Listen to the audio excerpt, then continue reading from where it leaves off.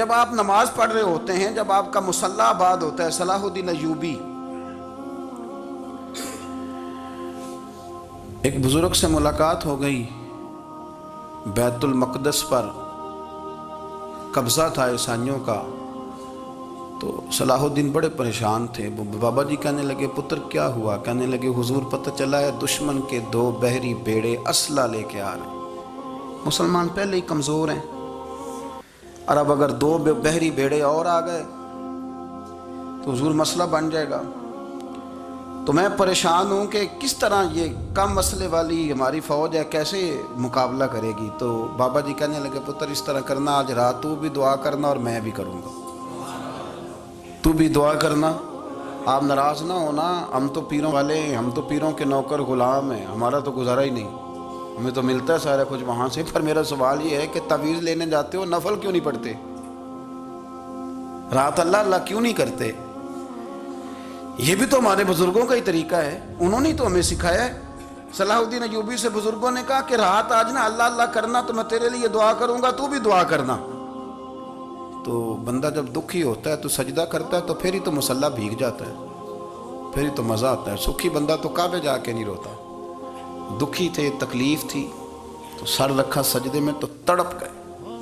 اور وہ بابا جی کہتے ہیں میں مسجد آیا تو صلاح الدین چیخے مار کے رو رہا تھا اور کہہ رہا تھا مالک میں کوئی اپنی شان کے لیے تو نہیں نہ لڑ رہا، اللہ کو میں کوئی قبضوں کے لیے تو نہیں لڑ رہا، مالک تیرے لیے لڑ رہا ہوں، مجھے بے آبرو نہ کرنا، میری مدد فرمانا۔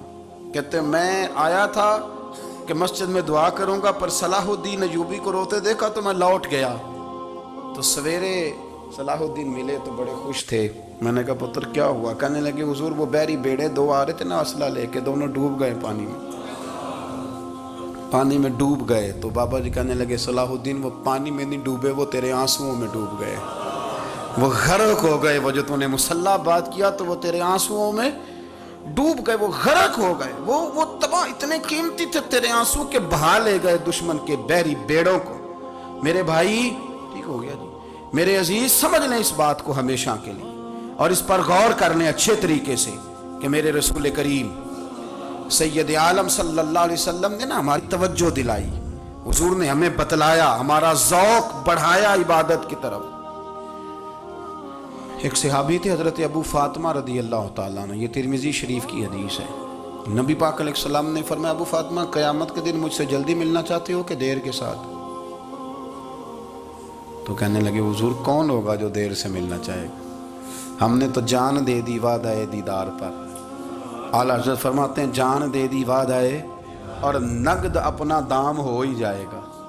مجھے لگتا ہے کہ یہ سودا نقد و نقد ہو جانا ہے، چونکہ ہم نے جان دے دی وعدہ دیدار پر۔ آپ نے وعدہ کیا تھا کہ مریں گے تو پھر زیارت ہوگی، تو مر گئے ہم زیارت کی خاطر۔ جان دے دی وعدہ دیدار پر، تو نقد اپنا دام ہو ہی جائے گا۔ اے رضا ہر کام کا ایک وقت ہے، دل کو بھی آرام ہو ہی جائے گا۔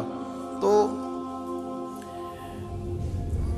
حضرت ابو فاطمہ رضی اللہ تعالیٰ عنہ سے نبی پاک صلی اللہ علیہ وسلم نے فرمایا جلدی ملنا چاہتے ہو کہ دیر سے؟ اس کی حضور فٹافٹ ملنا ہے، میں نے قیامت کے دن آپ سے جلدی ملنا ہے۔ تو نبی پاک علیہ السلام نے فرمایا پھر اس طرح کرنا، دنیا میں رہ کے سجدے زیادہ کرنا۔